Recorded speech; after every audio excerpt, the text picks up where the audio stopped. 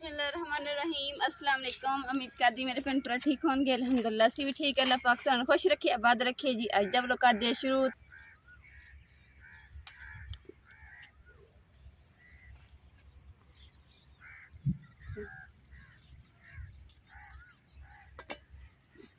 अम्मा जी ने ना अक दियां डोडियां कि असीं लिया दो थे ना। हुण अम्मा जी वास्ते अक दियां डोडियां जिहड़ियां कट लैने सारियां ते लैके जाने घर।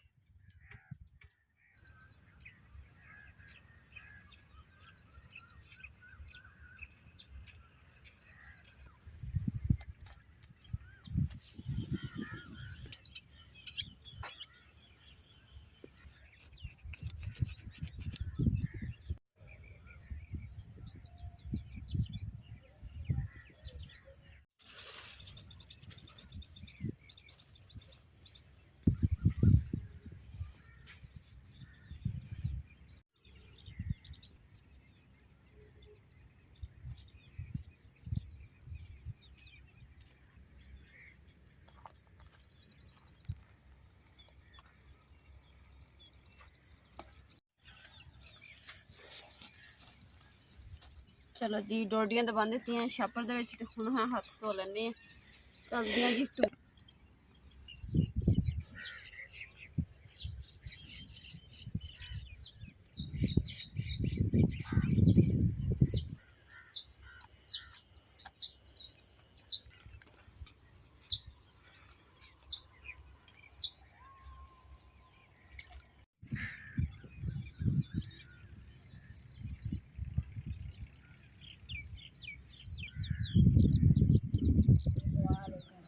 थोड़ा समान वधिया ठीक है। सास को नहीं गाल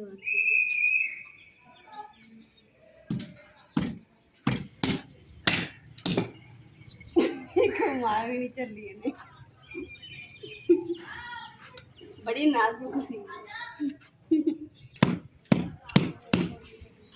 नेरी चली ना उनकी वजह से चार पाई मिट्टी बहुत चलेगी बाहर।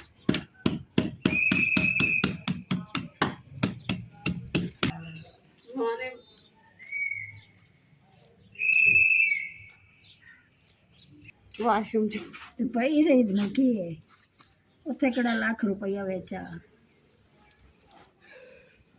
आली ना वदा कर जाके ना वक्त के देखना पड़े। मजी दी ना गुथली दे विच ना नाला निकल गया ते हुण मजी नाला पाउंदे नाला हाथ नाल बनाया। ए गुथली दे विच अम्मा जी ना आदे ना मनी रखदे ने पैसा पैसा बच्चा रखने तो कहाँ कोई अमन जी तुसी सारे पैसे दे बेर लैके खा लैने तुसी कहने कि छइयां बहुत आंदियां। सारी गल है।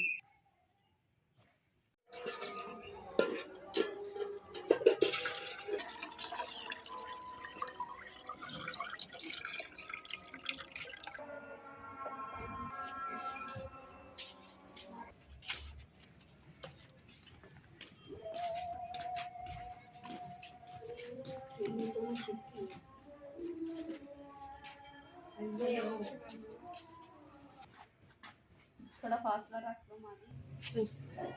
अलहमदुलिल्लाह जी चार पाइयां तो कढ़ ली बिस्तरे वगैरह भी रख दिते हैं। तो हम जो पंखा चुक के रखते हैं तो फिर जो रात की हांडी रोटी का इंतजाम करते हैं।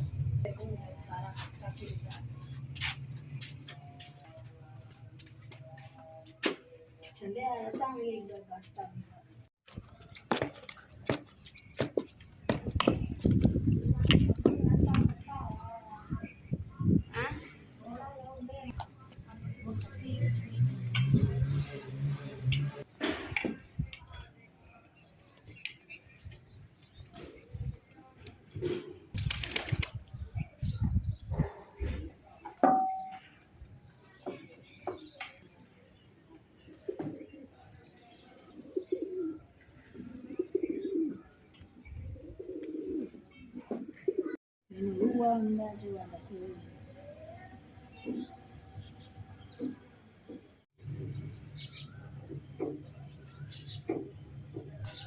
माशाल्लाह जी ਘਰ ਦੇ ਕੰਮ ਜਿਹੜੇ ਨਾ ਖਤਮ ਕਰ ਲਏ, ਯਾਨੀ ਕਿ ਕੱਪੜੇ ਬਹੁਤ ਜ਼ਿਆਦਾ ਹੋਏ ਸੀਗੇ ਤੇ ਟੈਨਸ਼ਨ ਬਣੀ ਹੁੰਦੀ। ਜਦੋਂ ਜ਼ਿਆਦਾ ਕੱਪੜੇ ਹੋਏ ਨਾ ਤੇ ਔਰਤਾਂ ਨੂੰ ਇਹ ਟੈਨਸ਼ਨ ਰਹਿੰਦੀ ਹੈ ਤੇ ਆਲਮੀ ਦਿਨ ਹੁੰਦਾ ਔਰਤਾਂ ਦਾ। ਮੈਂ ਜਲਦੀ ਨਾਲ ਸਾਰੇ ਕੱਪੜੇ ਜਿਹੜੇ ਨਾ ਧੋ ਦਿੱਤੇ ਆ ਤੇ ਹੁਣ ਅੰਮਾ ਜੀ ਦੇ ਜਿਹੜਾ ਨਾ ਕੰਬਲ ਉਹ ਵੀ ਧੋਣੇ ਵਾਲਾ ਸੀ। ਅੰਮਾ ਜੀ ਕਰੇ ਕਿ ਮੇਰਾ ਕੰਬਲ ਵੀ ਨਾ ਧੋ ਦੋ, ਤੇ ਮੈਂ ਨਾਲ ਹੀ ਅੰਮਾ ਜੀ ਦਾ ਕੰਬਲ ਜਿਹੜਾ ਹੁਣ ਮਸ਼ੀਨ 'ਚ ਪਾ ਦਿੱਤਾ, ਸਿਰਫ ਆਖਰੀ ਪੂਰਾ ਹੁੰਦਾ। ਔਰ ਅੰਮਾ ਜੀ ਨੇ ਨਹਾ ਕੇ ਨਾ ਤੇ ਕੰਘੀ ਕਰਨ ਲੱਗ ਗਏ, ਬਰੀਕ ਕੰਘੀ। ਅੰਮਾ ਜੀ ਕਹਿੰਦੇ ਇਹਦੇ ਨਾਲ ਨਾ ਖੁਸ਼ਕੀ ਨਿਕਲ ਜਾਂਦੀ ਸਿਰ ਤੋਂ।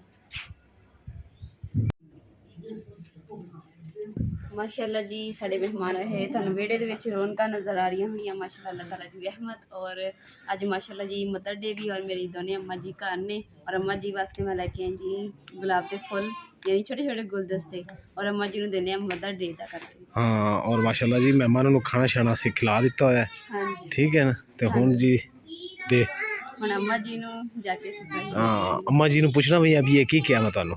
ਹੁਣ ਅੰਮਾ ਜੀ ਨੂੰ ਦਿੰਦੇ ਆ ਫੁੱਲ, ਔਰ ਅੰਮਾ ਜੀ ਨੂੰ ਮੈਂ ਦੋਨੋਂ ਨੂੰ ਲਾਈਨ ਦੇ ਸਾਈਡ ਖੜਾ ਕਰਤਾ। ਅੰਮਾ ਜੀ ਨੂੰ ਹੁਣ ਪੁੱਛਦੇ ਆ ਕਿ ਅੰਮਾ ਜੀ ਹੈਪੀ ਮਦਰ ਡੇ। ਅੰਮਾ ਜੀ ਹੈਪੀ ਮਦਰ ਡੇ,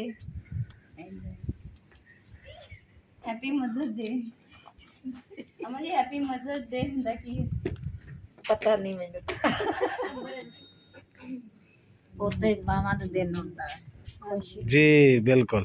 ਇਸੇ ਕਰਕੇ ਖਾਂਦਾ ਤਾਂ ਦੇ ਫੁੱਲ ਦਿੱਤੇ ਜਾਂ ਫਿਰ ਤੁਸੀਂ ਨੇ ਗੁਲਾਬ ਦੇ ਫੁੱਲਾਂ ਤਰ੍ਹਾਂ ਨਾ ਖਿਲਦੇ ਰਹੋ। ਹੁਣ ਤੁਸੀਂ ਖੁਸ਼ ਹੋ? ਖੁਸ਼ ਹਾਂ ਸਾਨੂੰ ਦੂਸਰਾ ਮਦਰ ਡੇ ਤੇ ਨਾ ਗੁਲਾਬ ਦੇ ਫੁੱਲ ਦਿੱਤੇ ਤਾਂ ਕਿ ਤੁਸੀਂ ਗੁਲਾਬ ਦੇ ਫੁੱਲਾਂ ਤਰ੍ਹਾਂ ਖਿਲਦੇ ਰਹੋ। ਬਹੁਤ ਖੁਸ਼ੀ ਕਰੀ।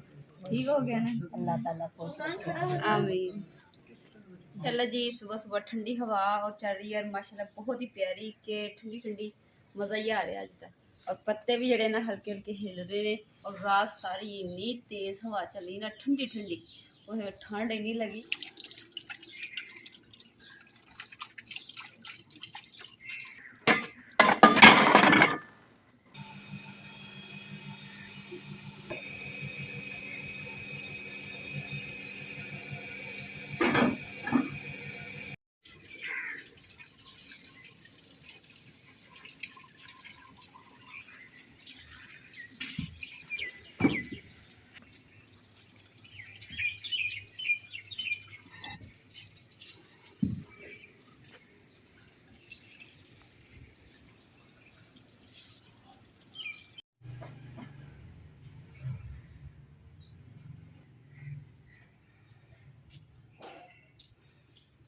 माशाल्लाह जी वेड़ा जड़ा ना वो तो साफ़ कर लिया, तो रह गया हम कमरा तो किचन रह गया। तो हम कमरा तो किचन सफाई करके तो फिर थोड़ी देर ना रेस्ट करांगे, क्योंकि धुप्प बहुत तेज़ है और गर्मी भी बहुत है।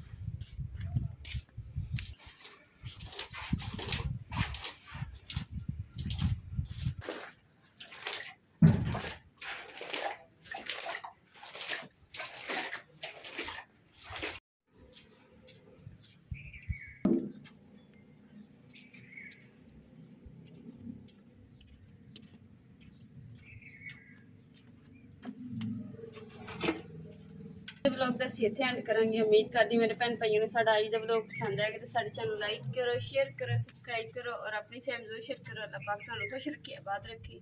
अपना और अपनी फैमिली का बहुत ज़्यादा ख्याल रखियो। अल्लाह हाफिज़।